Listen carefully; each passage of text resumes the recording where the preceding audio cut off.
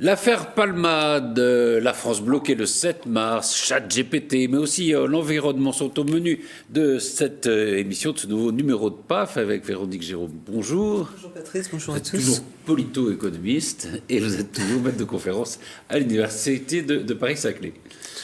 Jean-Charles Joanny, bonjour. Bonjour. Et vous êtes toujours éditeur. Toujours, Et- toujours, contre vents Aucune et marées. raison que les gens changent comme ça d'une semaine sur l'autre. Oui, de on métier, peut ça changer serait- tous les 10-15 ans peut-être, mais pas d'une semaine sur l'autre, effectivement. Geoffrey Meyer est toujours avocat au barreau Toujours, de bonjour Versailles. Patrice. Ça va bien, et toujours ancien secrétaire de la conférence du stage, ça c'est ta vie. Donc, Ça malheureusement, oui, ça restera ancien pour toujours. Et je suis ravi d'accueillir Quentin Desmaires, ça fait un petit moment que vous Oui. n'étiez pas venu, vous êtes toujours conseiller municipal de Guyancourt, Toujours, oui. et vous êtes maintenant, ce que vous n'étiez pas la dernière fois, chargé de mission au ministère de la Transition écologique. C'est ça. Et justement, racontez-nous un peu qu'est-ce que c'est un chargé de mission au ministère de la Transition écologique. Alors, sur mes missions particulières, je suis sur la transition des territoires, transition territoriale. On est dans le contexte de la décentralisation en France, donc beaucoup de compétences qui ont été transmises aux collectivités territoriales, mais l'État a encore son rôle à jouer aussi dans l'accompagnement de ces territoires, à travers de l'ingénierie, à travers des financements qui sont encore à la disposition notamment des préfets.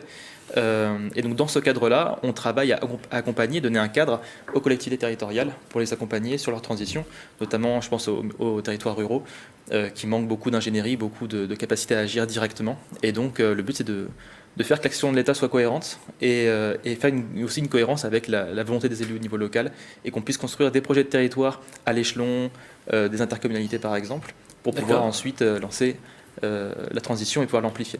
C'est très important que les territoires participent à cette transition.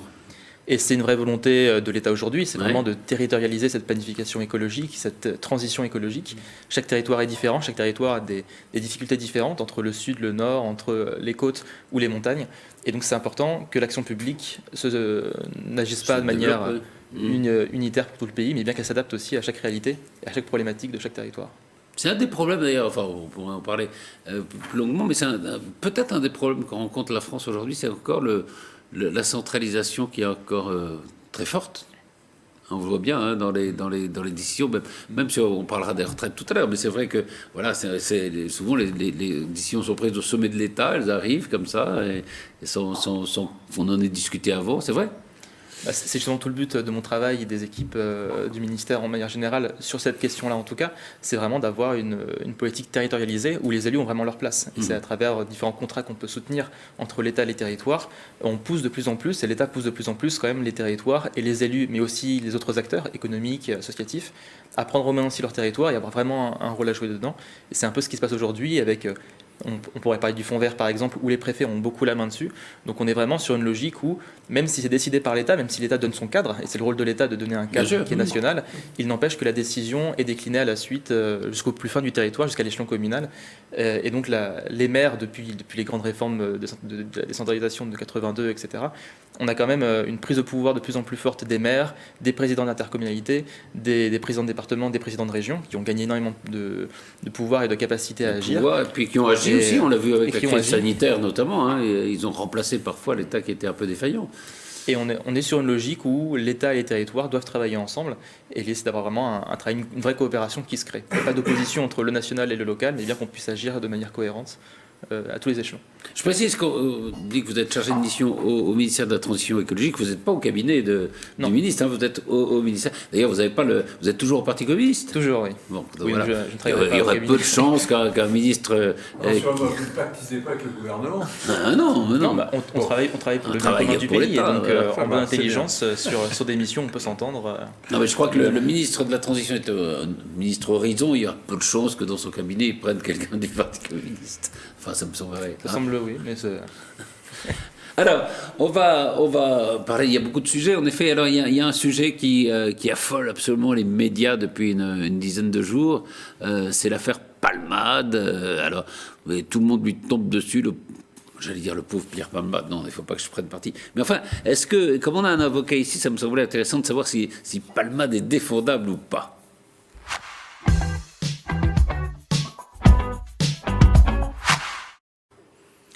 D'abord, Geoffrey Meyer, on pourrait faire quelques petits points juridiques. Il il est a priori poursuivi pour homicide. Alors, il est pour l'instant mis en examen. Ça veut dire que le juge d'instruction qui a été saisi par le procureur de la République de Melun estime qu'il existe à son encontre des indices graves ou concordants qu'il ait pu commettre un homicide involontaire à l'encontre d'une personne. Pour l'instant, ils ont retenu l'homicide involontaire, bien qu'on ne soit pas, à ma connaissance, absolument certain que le fœtus que portait cette malheureuse passagère est bien respiré.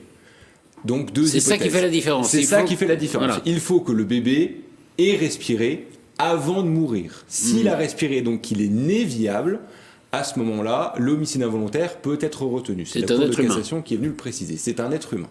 Si jamais le bébé n'a pas respiré, ce sont les expertises qui le décideront. À ce moment-là, sans doute, la qualification concernant cet enfant changera et prendra une autre orientation. D'accord. Deuxième point juridique important, c'est la prise de stupéfiants. En principe, c'est une circonstance aggravante. Hein. Alors, c'est pas un principe. Dans tous les cas, la prise de stupéfiants est une circonstance aggravante. Lorsque vous commettez une infraction et que vous avez pris des stupéfiants, c'est une circonstance aggravante. Ce n'est aucunement une circonstance d'exemption ou d'atténuation de la peine. Au contraire, c'est véritablement et dans tous les cas une circonstance aggravante qui est déterminée, qui est prise en compte au moment de la détermination de la peine de la personne qui commet une infraction sous stupéfiant. Je vous pose cette question parce qu'il y avait eu cette affaire Sarah Halimi, cette pauvre femme qui avait été défenestrée, c'était en 2017, et l'auteur des faits était sous l'emprise de la drogue, et la Cour de cassation a jugé qu'on pouvait l'appliquer, l'article qui permet de ne pas être jugé, hein, justement pas. Alors en réalité c'est très différent parce que à cette époque, la personne qui avait donc fait défenestrer Madame Halimi était en réalité victime de ce qu'on appelle en psychiatrie une bouffée délirante. Et effectivement, cette bouffée délirante avait été générée par la prise de stupéfiants, mais en réalité, on était quand même sur un état psychiatrique.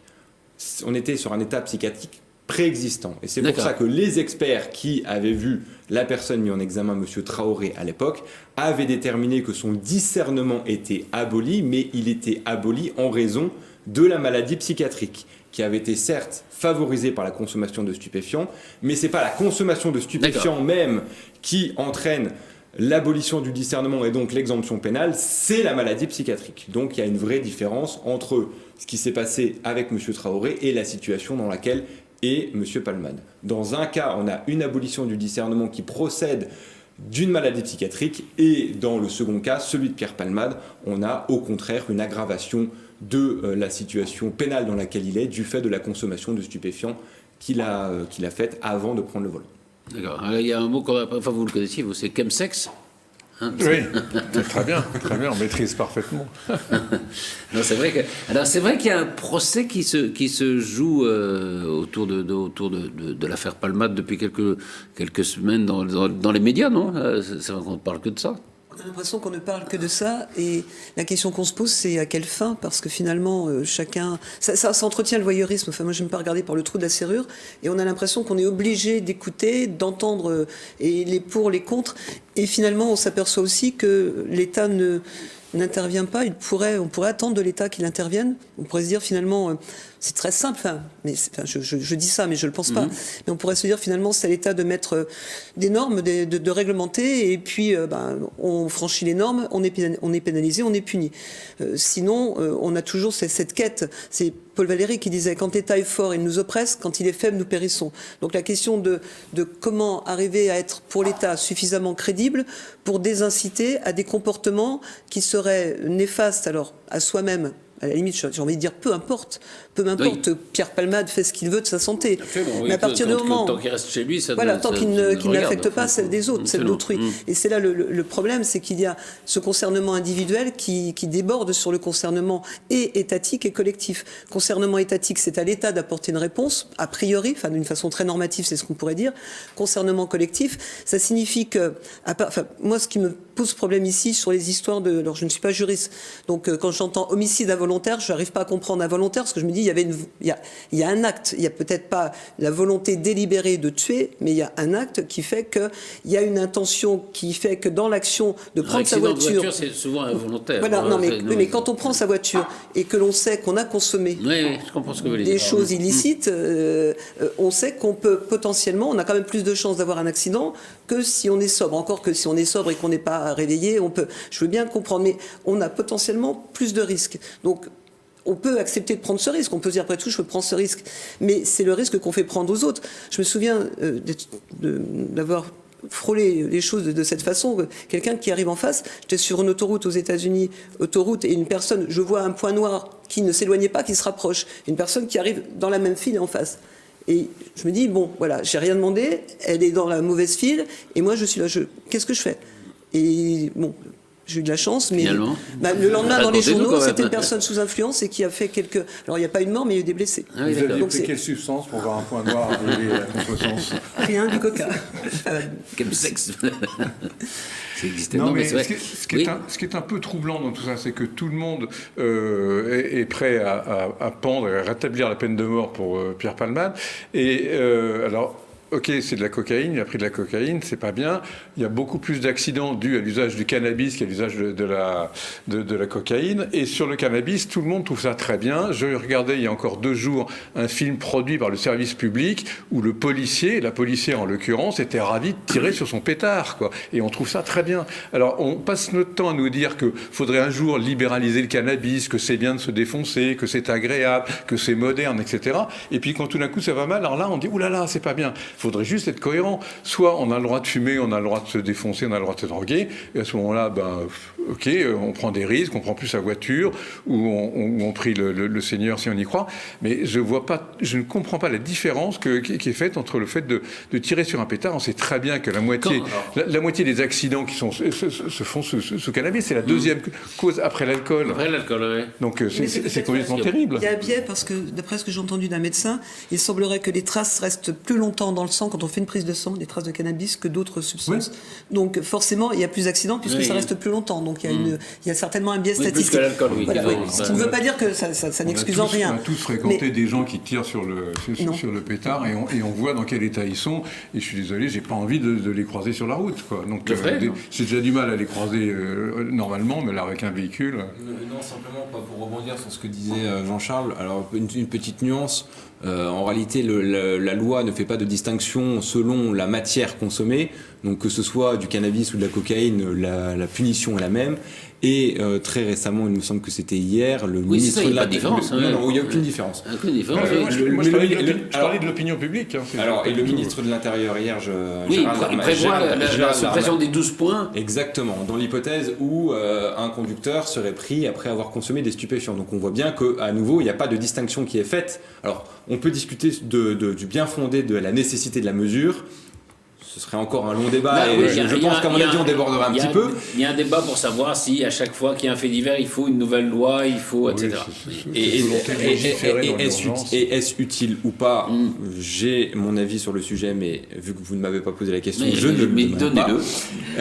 Mais j'aimerais bien vous le donner. En tout cas, concernant la distinction entre cocaïne et cannabis, a priori l'opinion publique tendrait à s'uniformiser sur le fait qu'il ne faut pas en prendre avant de conduire. Absolument. Je crois qu'il n'y a pas de différence là-dessus, moi, contrairement à ce que... Enfin, voilà. Je veux bien que dans l'opinion, il n'y ait pas la même... après, on ne considère pas de la même façon le cannabis et les autres drogues, mais en matière de conduite, je ne crois pas qu'on fasse beaucoup de différence là-dessus. Non, mais je me suis sans doute mal exprimé, ou alors vous m'avez mal compris, mais le résultat... On vous a mal compris. Ce que je veux juste dire, c'est que je trouve bizarre dans l'opinion publique qui est là remontée contre Palmade, que, en l'occurrence, cette opinion n'arrête pas de dire mais c'est merveilleux de fumer, c'est merveilleux. Je vous dis, dans les photos, on voit les gens... Ça peut être utile pour soigner du cannabis, etc.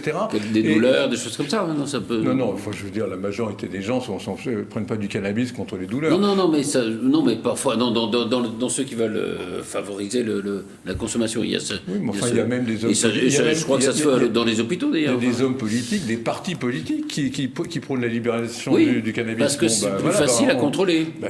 Oui, on pourra dire, tiens, encore... Mais ça, c'est un autre débat. On ne va pas faire le débat maintenant, mais c'est vrai qu'il y a des arguments assez forts pour la libéralisation d'ailleurs. Ben oui. Sur le rôle de l'État, je veux quand même revenir sur... je ne pense pas que l'État, il a pas qu'un volet répressif. Il y a la répression quand il y a un problème, oui, mais il y a aussi la question de la prévention. Et je pense que quand on parle notamment de consommation de drogue, il est important que, notamment quand on parle notamment des jeunes, on sait que c'est souvent au lycée que ça peut commencer les consommations de drogue, qu'on ait aussi, dès le lycée, comme on peut l'avoir déjà sur la sexualité par exemple, avoir ce travail-là d'accompagnement des jeunes pour bien leur expliquer les risques et aussi les voies de sortie. Parce qu'il faut bien ça se fait pas. Ça se fait, mais quand même de manière très légère. De la même façon pour la sexualité ou quand on parle d'égalité femmes-hommes, ce sont des choses qu'il faut passer dès l'école et il faut faire de la prévention auprès des jeunes et pas de la prévention un peu morale à dire c'est pas bien de consommer. C'est-à-dire que il est possible. Oui, parce que si c'était pas. C'est ça. Sur leur chemin d'apprentissage de la maturité, il est possible qu'ils rencontrent de la drogue sur leur chemin. La question. Ils rencontrent la sortie des collèges. Et oui. Même, je dis pas lycée, je dis collège. Oui. Et donc la question, c'est qu'est-ce qu'on met en place. Il faut peut-être aussi avoir quand même un contrôle de ce qui se passe à la sortie des collèges et des écoles. Parce que là, c'est le on peut aussi critiquer ici. comment l'État joue la politique du chiffre, a plutôt préféré attraper les 10 petits dealers plutôt qu'attraper les gros mafieux qui dirigent tout ça.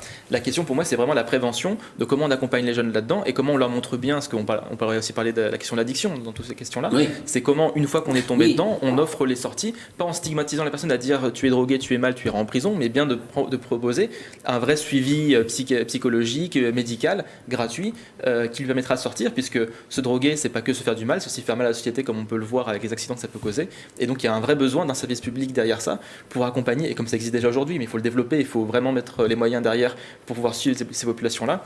Il faut vraiment savoir que dès qu'on tombe dedans, comme pour l'alcoolisme, on peut s'en sortir, et que la société met en place ce qu'il faut pour qu'on puisse s'en sortir pour le bien de tout le monde. Et vous avez prononcé un mot essentiel, je trouve, parce que si on résume l'affaire Palmade, au fond, c'est un drame de l'addiction, en fait. C'est ça, et de la difficulté de s'en sortir. Geoffrey Meyer, je m'adressais au secrétaire de la conférence du stage. Non, mais c'est vrai qu'on attaque, même les plus proches amis de Palmade le lâchent. Je ne sais pas si c'est très courageux ou pas. Si vous étiez son avocat, parce que la question que je me posais, c'est est-ce qu'il est défendable, Pierre Palmade ? Comment vous le défendriez si jamais Pour répondre à votre question, en réalité, il faut en revenir à la notion même de défendre. Qu'est-ce que c'est défendre ? En réalité, défendre, c'est pas excuser, c'est pas justifier, c'est pas nécessairement expliquer non plus. C'est, dans la situation de Pierre Palmade, simplement faire en sorte que cette espèce de tourbillon médiatique dans lequel il est n'emporte pas tout. Nécessairement, par rapport à ce qui s'est passé, on a alors une femme qui a perdu son enfant, on a une personne qui est toujours dans le coma, on a un enfant qui est toujours dans le coma. Ça génère de fortes récriminations sociales et c'est bien naturel. En réalité, je pense que le rôle de l'avocat concernant la situation de M. Palmade, c'est véritablement de faire en sorte que la sanction qui sera la sienne sur le plan pénal, sur le plan civil, soit la plus juste possible. Et qu'on ne cède pas à cette tentation de la vengeance, qu'on ne cède pas à cette tentation de la punition facile, et que, in fine, la loi lui soit correctement appliquée. Voilà. En réalité, c'est je pense, ce à quoi il faut s'échiner concernant la situation de M. Pierre Palmade, c'est véritablement permettre qu'il ait la sanction la plus juste possible et que le juge ne soit pas tenté de céder à une forme de facilité et à une forme de réprobation que, bien évidemment, génère l'attitude de M. Palmade. Voilà. Maintenant, vous dire ce que je mettrais en place, moi, comme système de défense de Pierre Palmade, je n'ai pas accès au dossier, je ne sais pas ce qu'il contient. Les choses vont encore évoluer, donc je ne peux pas vous répondre précisément. Mais à la question, Pierre Palmade est-il indéfendable ? Je vous réponds évidemment non. Et je vais même plus loin. Je pense que Pierre Palmade doit être défendu, parce que s'il n'est pas défendu, il n'y a pas de procès équitable. Et s'il n'y a pas de procès équitable, à ce moment-là, il n'y a plus de démocratie. Et donc, Pierre Palmade doit impérativement être défendu, et il doit être bien défendu pour qu'on puisse sortir par le haut de cette terrible affaire, ou en tout cas que la justice et que notre société puissent sortir par le haut de ce terrible drame, de ce terrible accident de la route qui a déjà coûté, qui a peut-être coûté la vie à une personne et qui en coûtera peut-être la vie à d'autres. Voilà. Mais c'est vrai que vous avez raison d'insister là-dessus, parce qu'on entend beaucoup, moi j'ai entendu beaucoup des gens comme ça qui disent oui, il faut faire un exemple. C'est parce qu'il est connu qu'il faut qu'il soit condamné plus sévèrement. Il n'y a rien de pire que l'exemple en matière judiciaire, parce que l'exemple en matière judiciaire, ça sert uniquement à faire en sorte que la sanction soit vue et non pas qu'elle ait une utilité criminologique ou sociale. Donc véritablement, l'exemple en matière judiciaire, c'est le pire de ce qu'il peut advenir. Ça n'a aucune utilité. Non, il ne faut pas faire d'exemple de Pierre Palmade, il faut justement faire en sorte qu'il soit jugé comme n'importe quel citoyen et que, affaire médiatique ou pas, il ait le droit à la même justice que si c'était une personne autour de cette table, peut-être pas Jean-Charles, qui ait commis les mêmes faits. Jean-Charles, c'est encore autre chose. C'est encore autre chose. Là, on peut faire un exemple. Non, vous êtes d'accord avec... Oui, non, bien évidemment, on peut...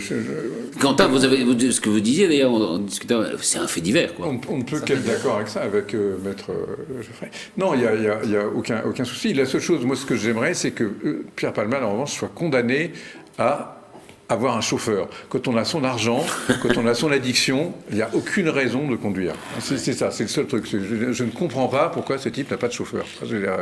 C'est juste un truc aberrant. Les gens qui étaient avec lui ont d'ailleurs d'argent. dit, semble-t-il, qu'il lui avait proposé de conduire. Alors lui, c'est vraiment le coup de pied de l'âne. Alors le type, il est passager, il se défonce avec Pierre Palmade et il va en rajouter une couche pour enfoncer Pierre Palmade. Et pourtant, je lui ai dit de ne pas conduire. Non, mais ça, c'est juste aberrant. Enfin, je veux dire.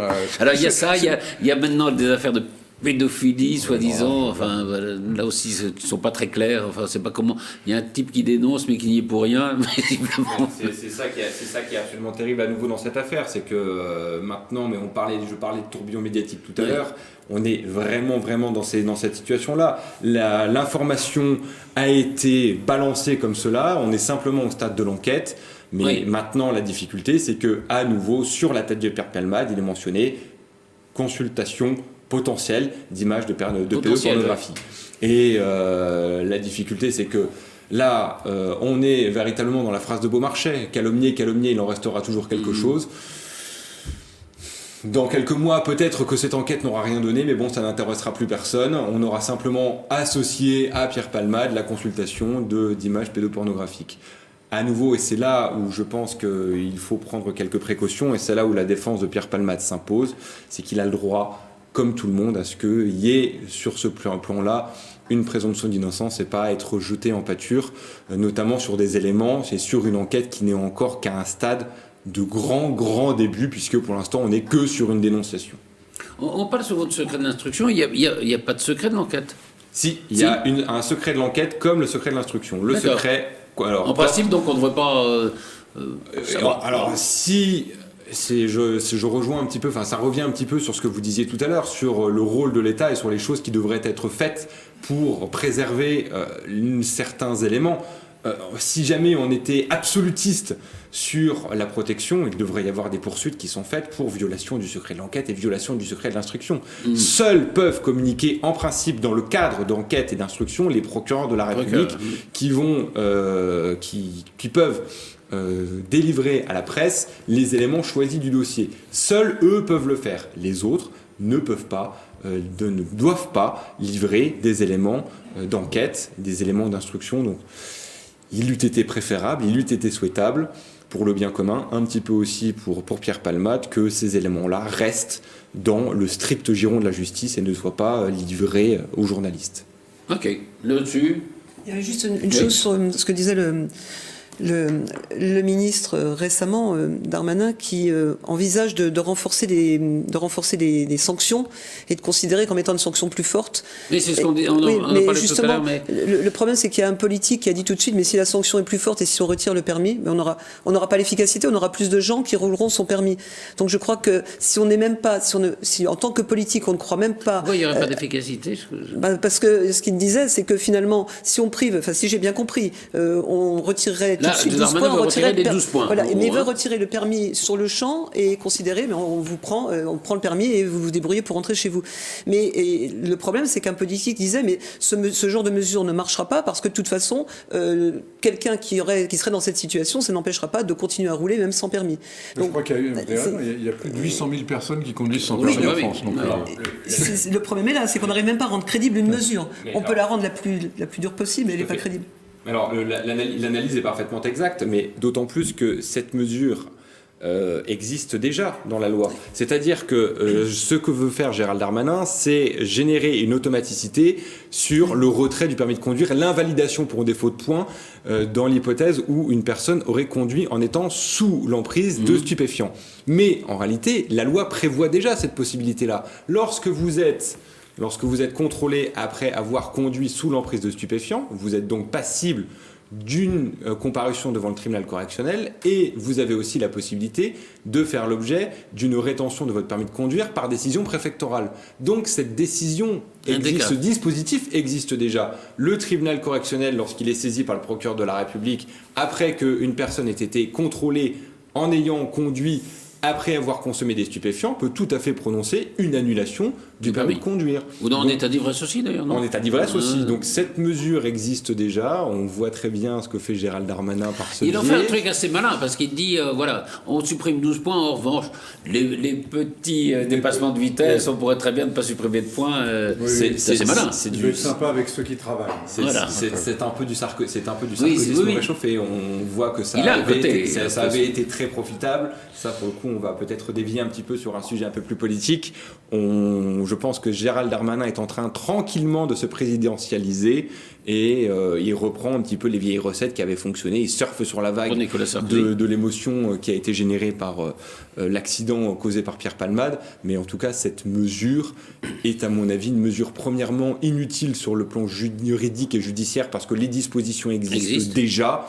Et que deuxièmement, effectivement, on peut s'interroger sur le bien fondé en matière de société et de santé de cette mesure-là. Donc effectivement, est-ce que ça ne générerait pas plus de personnes qui conduiraient sans permis ? La question peut être posée et il est fort probable que si ça soit terriblement dire que c'est quand même bizarre de se poser cette question. Oui. Quentin, vous faites une analyse politique, non moi, politiquement, j'ai presque envie de dire, c'est quand même assez étonnant qu'en pleine période des retraites, on parle autant de ces affaires-là. Et je trouve que c'est quand même dommage. Enfin, c'est quand même dommage dans le débat public de manière générale, dans les médias, que des chaînes prennent autant de temps sur ça, alors qu'on a un grand chantier et une grosse réforme qui est présente actuellement dans le débat parlementaire, et qu'on pourrait alimenter encore plus le débat. Toujours un événement chaque jour pour alimenter les chaînes d'infos continues. On peut tout dire, sauf qu'on n'est pas beaucoup parlé des retraites. Oui, on a parlé donc, je pense qu'il n'y a pas de souci de. Juste une dernière chose si on termine avec ce sujet, vous disiez tout à l'heure que tout le monde tournait le dos à Palmade. Il y a quand même un type, François Rollin, que vous connaissez, qui lui le défend. Il dit voilà, au-delà de tout ce qu'on peut lui reprocher, c'est avéré. Mais ça reste mon ami, ça reste quelqu'un, voilà. Alors que c'est vrai que dans le showbiz, ils sont tous un peu tendance à évacuer le bébé avec l'eau du bain, genre si jamais on n'a pas assez dit qu'il n'était pas sympa, les locations de nos propres spectacles vont s'effondrer. Et là, on voit bien tout le monde freiner des cas de fer. Donc, ce qui n'est pas très ça va être compliqué pour lui de revenir sur scène d'ailleurs. Mais c'est la seule définition de l'ami au sens véritable du terme, c'est cet acte-là. Voilà, c'est de manière c'est quand on a besoin, c'est pas. C'est pas quand tout va bien. Voilà, on n'a pas besoin d'amis quand tout va bien. Allez, on parle des retraites alors. Les retraites, tout va se jouer peut-être dans la rue le 7 mars.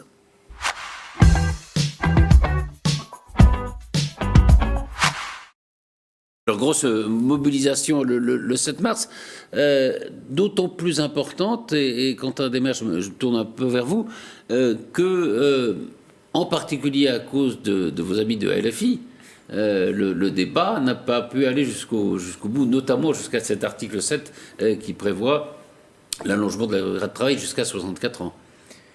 Le débat parlementaire, il n'est pas fini. On finit la première séquence à l'Assemblée nationale. Oui, il y a le Sénat. Il y a le Sénat. Et puis après, il y a la commission mixte paritaire. Oui, mais enfin, c'est ce que c'est la commission mixte paritaire. Oui, mais il n'empêche que on a eu des stratégies différentes à l'Assemblée. Oui, mais je dis ça parce que le Parti communiste n'était pas tout à fait d'accord avec le comportement de LFI. Enfin, il y a des dissensions au sein de la NUPES sur la stratégie adoptée. Que la stratégie soit différente, c'est sûr. Il y a quand même une unité après sur la bataille des retraites. Et tous les partis sont d'accord. Tous les partis et tous les syndicats. Il ne faut pas oublier qu'on a aussi une intersyndicale qui tient avec même le pôle réformiste des syndicats qui continue à être contre la réforme, qui est pourtant un pôle qui a l'habitude de négocier les réformes avec le gouvernement. Donc moi ce que je vois c'est ok, à l'Assemblée on a des difficultés sur des accords entre les partis, mais il n'empêche que sur la ligne à avoir et sur la position par rapport à la réforme, on est toujours sur une même unité, que ce soit pour les partis politiques de gauche comme pour le pôle syndical. Est-ce que vous pensez qu'une forte mobilisation, elle sera probablement forte le 7 mars, a les moyens de faire reculer le gouvernement si, au contraire, du côté législatif, les choses se passent plutôt bien pour lui? Parce qu'on a des raisons de penser que le Sénat va plutôt être favorable à la réforme et que la commission paritaire entre le Sénat et l'Assemblée va aller dans le sens de la réforme voulue par le gouvernement. Ici, donc on a la rue d'un côté, le législatif de l'autre, quoi. On est face à... Le problème, c'est que l'exécutif aujourd'hui n'a pas de majorité en tant que tel, il doit s'allier avec différents autres partis pour avoir une majorité. Il n'est pas vrai que le président a été réélu sur son programme, il a été réélu contre le RN, et on a été très nombreux à voter. C'est antidémocratique, quand on a que 20% au premier tour et qu'on réussit à gagner après, grâce à la voix de la gauche, c'est la gauche. Vous représentez combien le Parti communiste? Vous représentez combien? La question n'est pas là. La question c'est qu'on est sur une réforme. On a 70%. La population, on a 70% des Français qui sont contre la réforme. Quel était le pourcentage de votre candidat? Je me bats. Non, mais il a pas une unité. Moi, je pense que c'est un des problèmes de la 5e République, c'est-à-dire que quand vous vous mettez à vouloir faire votre propre réforme, vous êtes réduit à votre score du premier tour, et c'est-à-dire que là, ça fait 27 en gros, 27 pour Macron et 5% pour Pécresse, en gros, ça fait 32%, et vous avez 68% des gens qui sont contre la réforme. D'accord, mais on est la question de comment on construit une réforme. C'est-à-dire que des réformes quand on est populaire, quand on est au pouvoir, on a un état de grâce, on peut faire des réformes. Là, oui, mais si on peut rien faire quand on est au pouvoir, quoi ça sert? Normalement, on est élu effectivement par une majorité forte et au moins une majorité en tout cas. On a un état de grâce et c'est là qu'il faut faire les réformes en début de mandat parce qu'on a le soutien politique et on désinvestit dans cette crédibilité. Mais là, c'est une réélection. Pas grand-chose. Mais c'est la première fois qu'il n'y a même pas d'état de grâce. On ne peut pas laisser dire que Macron n'a pas été élu démocratiquement. Moi, je laisse pas démocratique. Personne n'est élu démocratiquement. Non, il dit pas ça. Il est élu qu'avec 20%. Ça vaut pas. Il dit qu'un certain nombre de gens qui ont voté pour lui au deuxième tour n'étaient pas favorables à Macron. Ils ont voté contre Marine Le Pen. Qui prennent le pouvoir aux prochaines élections, qu'ils arrêtent de voter comme des bouts. Si ça ne vous plaît pas, qu'ils votent correctement. Parce qu'on est des vrais démocrates, on a voté pour Macron. Moi, je suis très démocrate. J'accepte que vous réinstalliez la chienlit en permanence en France avec des manifestations sans arrêt, des grèves en permanence, etc. Vous trouvez ça très bien? C'est démocratique, c'est très bien, parfait. Les manifestations actuellement, je les ai toutes faites. Et il faut quand même rappeler aussi que les grévistes, c'est eux qui payent. Parce qu'on perd des jours de travail. Je perds des jours de travail en faisant grève dans ce mouvement. Donc c'est aussi mon salaire qui est touché. Et encore, moi, je ne suis pas le bien payé, mais il y a aussi beaucoup de gens, beaucoup d'ouvriers, d'employés qui font grève et qui perdent des sommes monstrueuses pour eux et qui sont obligés de manger des pâtes tout le mois pour réussir à tenir, qui n'arrivent pas à payer leurs factures à cause de ça. Donc on est sur des gens qui sont sur un conflit qui est quand même assez dur et qui restent pourtant très très calmes dans les rues, qui manifestent calmement dans les rues. C'est vrai qu'il n'y a pas eu de débordement. Et moi, je trouve que le message il est extrêmement compliqué pour le gouvernement. C'est-à-dire que d'un côté, on a un mouvement, les Gilets jaunes, qui était violent, on a lâché du lest. Là, on a un mouvement qui ramène encore plus de monde, qui est pacifique, qui ne pose pas de problème.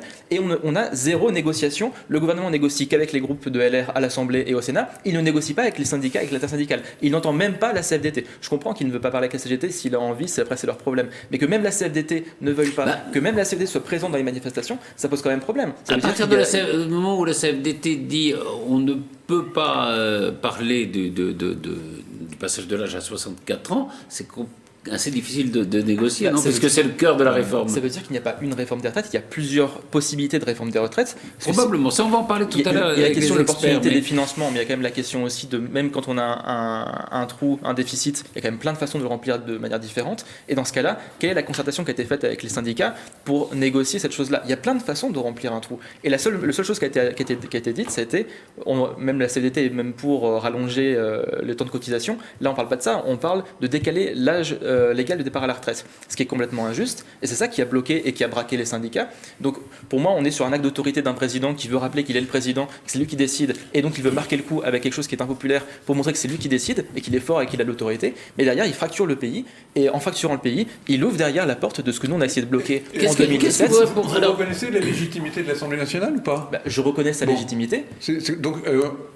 on a le droit de faire voter les députés qui ont été élus. Alors vous allez me dire encore que les députés de la majorité présidentielle ont été élus avec 12% des voix ou je ne sais quoi, vous allez remettre ça en cause. Mais si un vote a lieu à l'Assemblée, la majorité des gens voteront, des députés voteront, et il faudra accepter la démocratie, c'est ça quand même. Il faut bien peser aussi les conséquences. Si la NUPES n'avait pas mis 15 000 amendements, on aurait pu discuter. Mais il faut bien peser les conséquences, même quand on a été élu, il faut bien peser les conséquences des actions que l'on fait, même quand on a un programme. Et non, mais c'est un des problèmes de la 5e République. On est contraint aussi à ça. C'est que nous aussi, on a un programme et on a aussi nos habitants. Et quand on a nos habitants, ils sont en pleine crise énergétique, en crise tout augmente dans tous les sens. Donc c'est peut-être le pire moment pour faire une réforme comme ça, sans négociation avec les syndicats, sans négociation avec les corps intermédiaires. Sans négociation, c'est un peu plus compliqué que ça, parce que ça fait un moment qu'on parle une réforme de la réforme. Mais si on prend l'exemple de la première réforme qui a été faite... C'est vrai qu'ils auraient pu se mettre la CFDT dans la poche aussi, je peux dire. Ils auraient pu faire intelligemment les choses pour essayer au moins de faire les choses et avoir une vraie vision pour le pays. Je pense que les Français ils sont prêts à beaucoup de sacrifices, mais il faut leur vendre en tout cas une vision du pays. Là, on est sur une réforme gestionnaire. Sur le fond, qu'est-ce que vous répondez à ceux qui disent l'espérance de vie augmente, c'est une réalité. La démographie, on fait moins d'enfants, c'est aussi une réalité. Les déficits sont là. Et donc, les solutions, c'est quoi? C'est soit baisser le montant des retraites, soit augmenter les impôts, soit allonger le temps de travail. Je pense est-ce que vous êtes ou pour la baisse des retraites ou pour l'augmentation des impôts? Alors déjà, il y a des différences entre l'impôt et les cotisations sociales. On parle de la retraite, donc c'est les caisses de la sécurité sociale, c'est-à-dire on cotise, on a le droit. C'est pas la même chose que l'impôt, qui a un fonctionnement différent et qui a la main de... Financer. Oui, il faut le financer.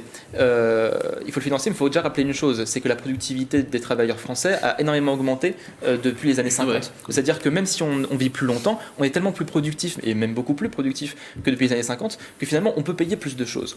Donc ce qui a été voulu et ce qui a été décidé par les Français, et par leur vote dans le passé, et par notamment le Conseil national de la résistance, c'était de créer un nouveau temps de la vie, c'est-à-dire qu'on n'allait plus mourir au travail, on allait pouvoir vivre et entrer dans une vraie nouvelle étape après le travail, qui est la retraite. Et qui n'est même pas un temps sans travail, parce qu'on travaille encore quand on a la retraite, mais on travaille de manière libre, c'est-à-dire qu'on ne travaille pas en tant que salarié lié à une entreprise. On peut décider ce qu'on fait. Par exemple, aider à la famille, aider dans les associations, être élu. Sur le financement des retraites, et tout ça, sur ça. Donc il y a les allégements de cotisations sociales qui ont été faits dans tous les sens. Le CICE, c'est aussi encore autre chose, mais c'est des milliards et des milliards que l'État ne reprend pas. Il faut qu'elles payent juste ce qu'elles doivent payer. C'est-à-dire que les allégements de cotisations sociales sur les bas salaires, il faut les reprendre. Excusez-moi, mais vous voyez bien que là, on n'a jamais eu aussi peu de chômage aujourd'hui, et que si on a aussi peu de chômage, c'est probablement parce que le fait qu'on ait baissé les charges des entreprises, ça paye, si je peux dire. Je pense pas que ce soit aussi simple que ça, que ce soit juste un ajustement. Mais on a des chiffres comme ça. Il y a quoi qu'il en coûte qui a bien participé. Il y a quoi qu'il en coûte qui a aidé, mais la France est un pays extrêmement riche, l'argent il est là. On ne peut pas dire... Si, je pense qu'on ne peut pas dire riche, ça ne veut rien dire. On est riche par rapport à, on est pauvre par rapport à. Donc riche, ça ne veut rien dire. C'est dans les potentialités. Ce qui est dommage, c'est que d'un côté comme de l'autre, quand on considère que la solution, ça doit être de faire payer Pierre, Paul ou Jacques, c'est que c'est une solution, je dirais, à très court terme et qui n'ira pas très loin. L'idée, c'est de savoir comment retrouver de la croissance, comment faire en sorte que la croissance revienne. Et si la croissance revient, vous élargissez le gâteau. C'est pas la peine de prendre une part de plus au voisin. Si le gâteau est plus large, on garde le même système de prélèvement et on a des recettes qui sont plus importantes. Et si on a des recettes plus importantes, on réduit le déficit. Et si on réduit le déficit, Alain Minc sera content, qui nous disait encore ce matin sur, je crois que c'est sur le repas, ouais. Voilà, qu'on a quand même 3 000 milliards de dettes à financer et que si on ne fait pas cette réforme, les marchés financiers vont avoir peur. Alors il a tort, il a raison, je ne veux pas me prononcer.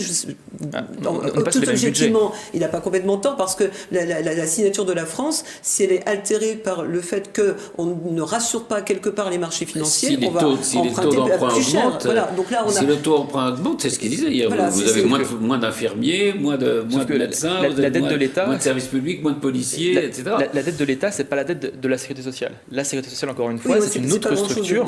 Dans le global. Et quand on voit on parle de milliards, c'est peut-être des milliards, mais le budget de la Sécu, c'est plus grand que le budget de l'État. Et donc en fait, finalement, quand on regarde les pourcentages, on parle de quelques pourcentages de déficit. Je dis pas pour l'instant, cette année, on est même excédentaire de 3 milliards. On est même excédentaire. Voilà. Donc la question, c'est pourquoi on a besoin à ce point-là de faire une réforme maintenant, alors que les choses sont à peu près stabilisées, qu'on est sur des choses qui prennent beaucoup de temps. Pourquoi se presser à faire une réforme tout de suite qui va être violente oui, dans ça, et qui est vécue violemment. C'est une question politique essentielle, en effet. Moi, je n'apporte pas une réponse comme ça. Le fait est qu'il y a, probablement parce que c'est un dernier mandat et qu'il faut quand même faire quelque chose. Il faut avoir un acte d'autorité pour dire je veux marquer l'histoire, je veux faire partie de ces présidents qui ont marqué en faisant une réforme impopulaire que j'ai réussi à tenir, que je suis un grand leader. Et peut-être que Marc a raison, c'est qu'il faut aussi rassurer, même si ça vous déplaît, les marchés financiers. Il faut un vrai débat avec. Faut pas oublier que c'est les Français qui travaillent, c'est eux qui produisent la richesse. Ils ont le droit aussi de dire qu'est-ce qu'ils veulent faire de cet argent. Parce que si vous ne le faites pas aujourd'hui, vous repassez, je dirais à la limite, vous repassez le mistigris aux générations futures. Donc là, c'est un choix. La génération présente accepte peut-être un effort au motif que ça allégera la charge pour les générations futures, ou alors on considère qu'on pénalise les générations présentes, qu'il n'y a pas lieu de le faire parce qu'on pourrait très bien trouver des moyens de financement autres et faire en sorte que le système fonctionne. Il n'y a peut-être pas péril en la demeure, ou alors le système est en faillite, comme disait Gabriel Attal. Et là, il est vrai qu'on a tous ces discours et tout ce débat. On va revenir d'ailleurs sur les... Jean-François Meillard, vous vouliez... Vous êtes un peu seul autour de cette table, donc ça me donne envie de vous défendre aussi, d'autant que vous avez eu un procureur particulièrement véhément contre vous. Juste simplement une observation, deux observations. La première, c'est assez rigolo de voir ce que pensent les Européens sur la réforme des retraites et sur ce qui se passe actuellement en France. J'ai lu récemment un article du Financial Times, pas connu pour être extrêmement à gauche, qui explique que la retraite en France, c'est une époque bénie, que notre système est absolument incroyable, que tout fonctionne parfaitement, et c'est là où ça a un petit côté savoureux et ça va vous faire plaisir. Ce journaliste du Financial Times, qui je vous disais n'est pas connu pour être spécialement à gauche, propose pour financer les retraites que les 5% des Français les plus riches, donc ceux qui génèrent le plus de richesses, travaillent jusqu'à 68 ans pour financer les retraites. C'est absolument incroyable, c'est vraiment extrêmement particulier de voir comment à l'étranger on voit notre système de retraite et comment on envisage la réforme qui est actuellement en cours. Ça, c'est la première observation qui va vous faire plutôt plaisir. Je suis navré, je me détache un petit peu sur la deuxième. Ce que je regrette un petit peu, c'est que le débat parlementaire était à ce point pauvre et à ce point phagocyté. Même désespérant.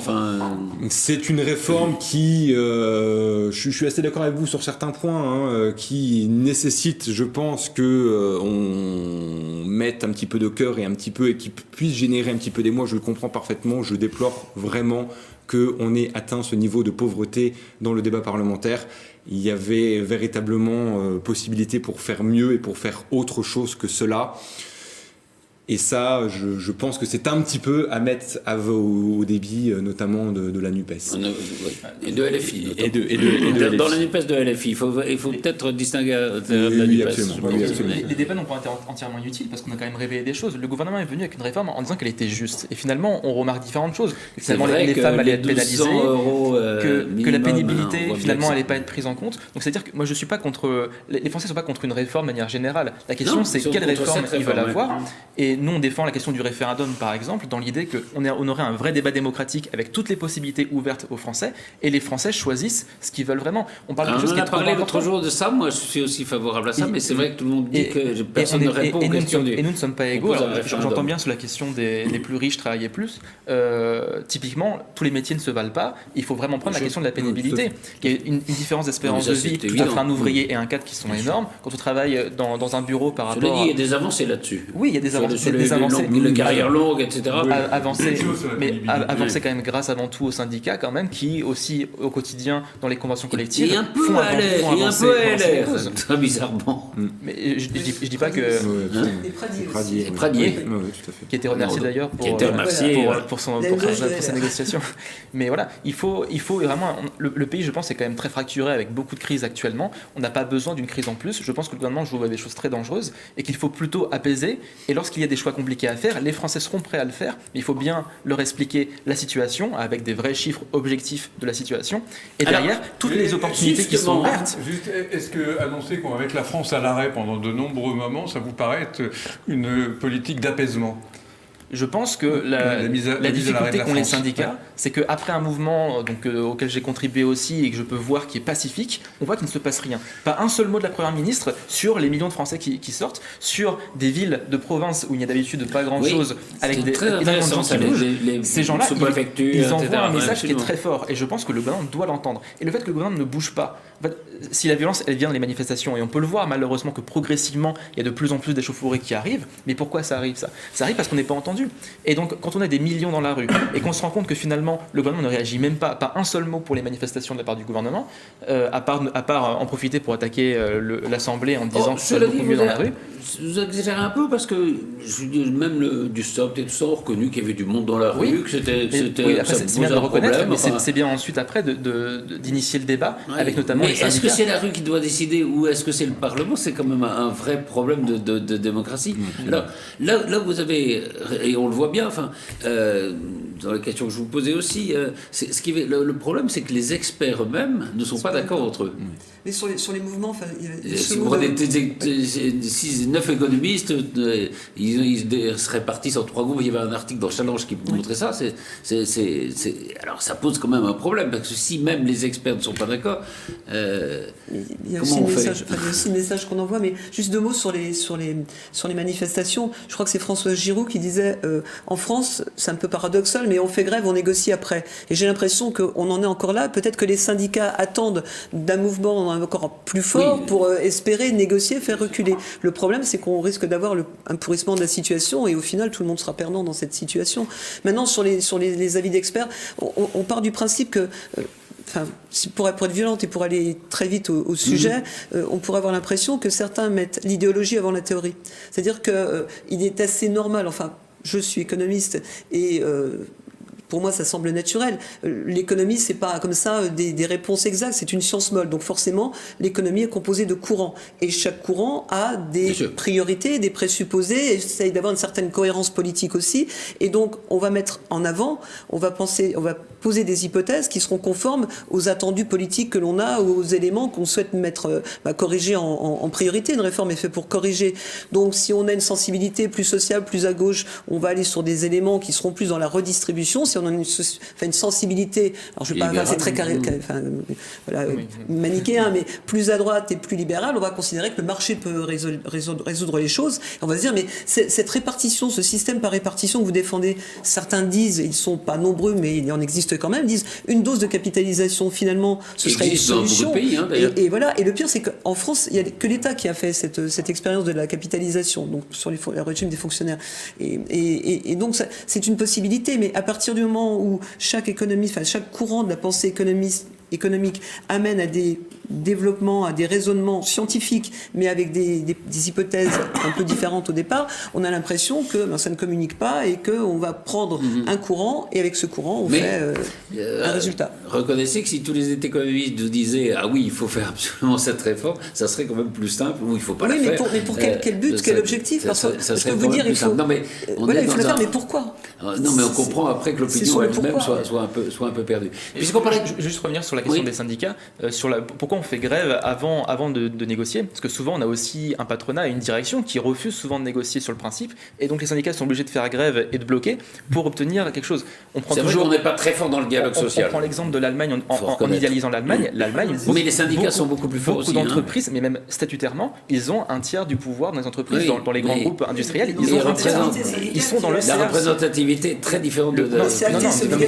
Mais c'est le serpent qui se mord la queue. Le serpent se mord la queue. Parce qu'en France, le CA, c'est que les propriétaires du capital d'entreprise. C'est pas les producteurs de la richesse, les travailleurs. Donc si on avait une meilleure répartition, si les syndicats avaient plus de pouvoir à l'intérieur des entreprises, forcément que ça marcherait mieux. On va vous répondre que le capitalisme, ce sont les propriétaires des moyens de production. Le salarié, il a signé un contrat pour recevoir une rémunération. Celui qui prend le risque, c'est celui qui amène le capital. Donc il a peut-être le droit de décider un peu plus que celui qui vient le matin avec son contrat, qui ne prend qu'un risque et qui... C'est une logique qui est un peu différente. Mais ça, c'est pas vrai. Parce que on parle quand même beaucoup de la participation. Oui, mais après, c'est les retombées quand on participe, c'est la redistribution. On parle de démocratie, il faudrait bien que ceux qui travaillent soient des citoyens sur toute la journée, tout le long de la journée, et pas qu'entre 8h et 18h, on leur retire leurs droits contractuellement, encore une fois, c'est contre un salaire. Il y a des droits de propriété, il y a une propriété privée quand même. Bien sûr, il y a une propriété privée. Qui enrichit la propriété du propriétaire, c'est bien les travailleurs qui travaillent dans l'entreprise. Il y a un contrat pour qu'ils enrichissent. C'est dans les conditions du contrat, on ne leur demande pas de sortir du contrat. Quand on n'a pas de capital et qu'on a besoin de son salaire pour gagner, et ben on accepte oui, mais celui qui possède le capital, quand ça va mal, il ne se rémunère pas à la limite. Celui qui monte sa boîte et qui se dit cette année, je ne mettrai pas de salaire parce que ça va mal. Je paye des salaires. Donc il y a quand même une logique, et la prise de risque, elle est assumée par celui qui monte son entreprise, par le propriétaire du capital. Le salarié a quand même moins de prise de risque. Donc la décision, il me semble qu'elle ne lui appartient pas. On ne lui demande pas de décider pour l'entreprise. Ça me semble moins de risque. Hein. Quand on a son usine qui ferme, et ben on perd son travail, on perd aussi sa maison, et donc le salarié aussi. Non, l'État est là et amène une. On a plein de l'indemnisation du chômage. Mais moi, il y a l'assurance chômage quand même. Et dans ce cas-là, moi je suis d'accord que c'est la question du risque. On doit répartir le risque sur les travailleurs, et le système coopératif, par exemple, marche comme ça. On n'est plus dans le même système, c'est ce que je vais vous faire dire. Et le capital n'est que du travail. Pour l'instant, il n'y a pas de plan B au capitalisme. Non, le capital c'est du travail mort, et donc c'est bien le capital, c'est l'accumulation du travail passé. Donc les travailleurs qui produisent la richesse et qui contribuent à ce capital-là. On n'est pas en campagne électorale pour le Parti communiste. Il faut la démocratie. Le travailleur a son mot à dire aussi dans la direction de l'entreprise. Il doit prendre les risques avec le travail. Il ne prend pas les décisions. Geoffrey Meyer parlait tout à l'heure du rôle du Parlement et des débats un peu dévastateurs qu'il y a eu au Parlement. Ça n'empêche pas qu'il y ait une députée qui a eu le prix du Trombinoscope, le prix de députée de l'année, et c'est Aurore Berger. Aurore Berger honorée, l'élue yvelinoise et présidente du groupe Renaissance a reçu le titre de députée de l'année 2022 lors de la cérémonie des prix du Trombinoscope à l'Assemblée nationale. Ce jeudi 16 février, le jury composé de journalistes récompensait les personnalités politiques dont le parcours a été remarqué ces 12 derniers mois. Je suis très honorée, je suis même un peu émue pour tout vous dire. On a été élus pour porter des convictions, pour les assumer, et je crois que c'est ça qu'on attend de nous. Et puis on attend aussi qu'on exerce ce mandat avec beaucoup de dignité. La dignité, parfois, elle s'échappe un peu, elle s'évapore un peu de l'hémicycle, et c'est à nous d'essayer de l'y remettre. Selon les membres du jury, pugnacité et consensus caractérisent Aurore Berger. Première femme présidente du premier groupe à l'Assemblée nationale, en parallèle de sa maternité, ont été des critères de sélection au titre. L'élu politique succède à la chef de l'hémicycle Yaël Braun-Pivet, elle aussi yvelinoise. Je crois que les électeurs peut-être s'y sont pas trompés en élisant des femmes qui ont, je crois, du caractère, qui sont pugnaces, qui sont déterminées, comme la journaliste qui m'a remis le prix l'a dit, résiliente en ce qui me concerne. Je crois qu'en effet c'est peut-être un qualificatif que je peux employer. C'est une manière de rendre hommage quand même au dévouement des politiques. C'est une manière de sanctionner aussi les résultats, parce que c'est une compétition, la politique. Et puis pour moi, c'est une manière aussi de montrer qu'il y a quelque chose qui nous dépasse tous, politiques et journalistes, qui est la République, qui est la démocratie. De nombreuses personnalités ont été distinguées pendant cette 31e cérémonie des prix du Trombinoscope. Fabien Roussel, secrétaire national du Parti communiste français, a été élu Révélation politique 2022 et Gabriel Attal, chargé des comptes publics, s'est vu remettre le titre de ministre de l'année. Vous êtes ravi pour Fabien Roussel? Oui. Non, et pour Berger, alors au-delà après, parce que j'ai vu sur les réseaux sociaux, il y avait eu des attaques absolument extrêmement dégueulasses sur elle. Mais c'est vrai que il y a quelque chose qu'on peut remarquer, c'est la présence des femmes. Quand même dans ce débat, il y a une première ministre, il y a une présidente de l'Assemblée, il y a une présidente du groupe majoritaire, ce qui est la première fois dans l'histoire de la République. C'est important. Même si vous n'êtes pas d'accord dans je ne parle pas même de... Le combat féministe, il traverse toute la société. C'est bien qu'il y ait des femmes qui soient là. Oui, on peut que s'en féliciter. C'est une bataille C'est une bataille de tous les jours. Moi, je suis très fier de faire partie d'un parti qui historiquement, depuis toujours, en fait, toujours battu du côté des femmes. Et déjà, au début, être les premiers à faire élire des femmes qui étaient à l'époque... Mais vous n'avez jamais eu de femmes à la tête du Parti communiste? Bien sûr que si, Marie-Georges Buffet était secrétaire générale. J'ai dit une bêtise. Et même historiquement, dans l'international, oui, elle était candidate, on a eu beaucoup de noms différents. En tout cas, voilà, on a été toujours dans ce combat-là. Et donc, nous, on peut être que très heureux que cette bataille-là, maintenant, traverse les partis et que tous les partis s'en emparent. Et qu'aujourd'hui, on arrive à un stade où une femme peut être aussi incompétente qu'un homme à des postes de responsabilité. Vous parlez de Sandrine Rousseau? Pourquoi pas? Elle continue son militantisme. Après, on peut être d'accord ou pas d'accord. Moi, je trouve ça très bien qu'on puisse. Elle aussi, elle se fait beaucoup attaquer. Je pense que c'est important de respecter toutes les voix, que tout le monde puisse s'exprimer. Elle exprime sa vision du féminisme. On peut être d'accord ou pas d'accord, mais en tout cas, je trouve qu'elle fait avancer les débats quand même, et qu'après, elle n'est qu'une dans l'Assemblée. Donc heureusement. Je préserve qu'il y en ait plusieurs. La dernière phrase célèbre, c'est lâchez nos utérus. Mais cela dit, c'est pas le problème, mais c'est vrai que le débat sur la démographie est un débat intéressant. C'est vrai qu'il aurait pu y avoir une grande loi sur la démographie entraînant la question de la retraite d'ailleurs. Enfin bon, peu importe. On a le temps de parler un peu de ce phénomène. Je ne sais pas si vous en êtes des clients de ChatGPT. Alors on va parler de ChatGPT.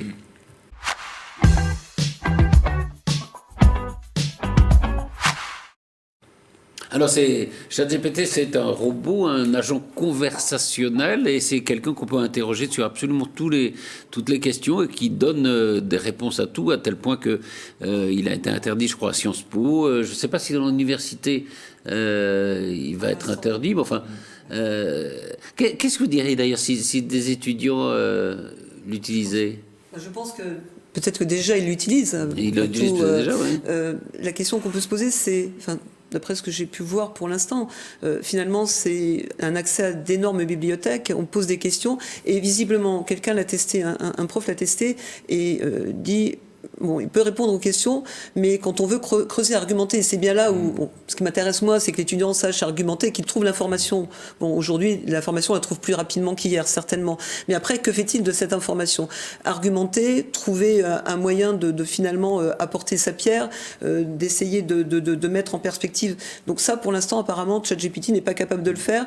Il y a quelques limites. Alors, il y a des erreurs aussi. Alors, certains nous disent, oui, mais on apprend par l'erreur. Donc, finalement, pour ceux qui font du code, pour les informaticiens, c'est pas gênant, on va gagner du temps, ils coderont à notre place et des grosses erreurs, les erreurs sont tellement grossières qu'on peut les voir, on les corrige. Donc pourquoi pas apprendre par l'erreur ? Là où on pourrait dire, est-ce qu'on va interdire ? J'espère qu'on ne va pas interdire parce que quand on interdit, on crée un peu ce qu'on fait avec les enfants, on leur dit tu ne touches pas au pot de confiture, oui, l'envie sera telle qu'on va vouloir toucher. Ça me paraît... Et puis c'est ridicule. Un peu ridicule de dire on va interdire l'intelligence artificielle parce qu'il va falloir savoir vivre avec. Justement. Mais pour l'instant, il y a très peu de concurrents. Les concurrents qui s'y essaient ont encore plus de mal. Donc c'est pas encore avéré. Il y a Google qui va faire un... Oui, mais après c'est une question de... D'abord, on peut demander deux choses. On peut réactiver et réappuyer sur le côté. Les épreuves importantes se font en présence dans un amphithéâtre, dans une salle, et là, il n'y a pas d'accès à ChatGPT. On peut faire des oraux aussi. On peut faire de l'oral. Et deuxièmement, vous posiez la question en disant comment est-ce qu'on s'en aperçoit. Moi, je vois que mes étudiants, s'ils travaillent avec ChatGPT, il n'y a pas de faute d'orthographe, donc je sais que c'est pas eux. Donc ça, c'est la première chose. Mais donc il y a moins de fautes, mais il y a aussi beaucoup moins d'idées. Il n'y a pas la richesse qu'on a, parce que comme le dit tout à fait Béatrice, c'est une compilation qui est très... Oui, pardon. Vous avez déjà GPT, vous ne serez pas trompé. Oui, voilà, j'aurais dû demander. Mais pendant, par exemple, des concours, l'agrégation de droit, par exemple, vous avez une équipe et vous avez un sujet et vous allez chercher dans les bibliothèques ce que pourrait vous donner ChatGPT. Au fond, c'est la base de la connaissance, et puis après, il faut construire quelque chose. Non, vous ne trouvez pas que c'est... Oui, en réalité, je pense, mais... Si vous avez besoin, par exemple, si vous avez une aide pour aller trouver tous les arrêts de la Cour de cassation sur un sujet précis, bon... C'est pas plus mal que si on est obligé de le faire soi-même. Ça existe déjà. Ça existe déjà sous d'autres formes. Après, je rejoins parfaitement ce que vous disiez tous les deux. En réalité, ChatGPT, c'est un outil formidable parce que ça permet de générer du langage. Mais ça a quand même son extrême limite qui est que ça ne génère aucune authenticité ni aucune originalité. Absolument. Moi, j'ai entendu des choses, et alors c'est un peu décevant sur le... Voilà, ça ne prend aucun risque. Voilà, ça ne prend aucun risque. Donc, pour l'instant, effectivement, c'est un outil qui existe. C'est un outil qui est quand même encore extrêmement perfectible. Est-ce qu'un jour, Jean-Charles publiera un livre qui est fait uniquement à base d'intelligence artificielle ? Très honnêtement... À mon avis, ça va se faire très vite, ça. En l'état, je ne pense pas, parce qu'il y a un vrai déficit d'originalité. Et aussi, pour prêcher un petit peu pour ma paroisse, est-ce qu'un jour un robot ira plaider dans une cour d'assises ou un tribunal correctionnel ? À mon avis, eu égard à cette difficulté concernant le manque d'originalité, je ne pense pas non plus. Mais il pourrait juger, peut-être. Il pourra juger peut-être, mais à nouveau il y aura une appréciation. Je pense qu'à nouveau il y aura une appréciation humaine qui ne peut pas se faire avec l'intelligence artificielle. Pourquoi ? Parce que non, il faut imaginer que l'intelligence artificielle elle évolue. Enfin, c'est pas juste des connaissances qu'on a et qu'on recrache. on crée quelque chose. Elle crée quelque chose. Elle pourra sans doute, mais à nouveau. Elle fonctionne sur l'expérience surtout. Oui. Elle ne crée rien. Enfin, je pense pas qu'elle. La vraie intelligence artificielle, elle est créatrice. Oui, mais elle ajoute une expérience à une expérience. C'est un agrégat de connaissances. Non, c'est plus que ça. Non, c'est plus que ça. Il n'y a pas de pensée derrière. Je ne parle pas du chat GPT, mais je parle de l'intelligence artificielle de façon générale. L'intelligence artificielle sera une source d'appui, jamais une source de décision en tant que telle, à mon avis. C'est à souhaiter en tout cas. C'est à souhaiter. Je partage le fait que aujourd'hui on va vivre avec l'intelligence artificielle. C'est quelque chose qui est très pertinent puisque ça peut nous faire accélérer énormément sur beaucoup de sujets et beaucoup de travail. Je pense notamment à la cartographie. J'ai pu travailler un petit peu avec l'IGN là-dessus. Ils vont énormément accélérer et avoir des données beaucoup plus précises sur le territoire, par exemple, parce qu'il y a plein de retombées intéressantes et c'est plein de données qui sont intéressantes. Changement climatique aussi pour avoir tout ça.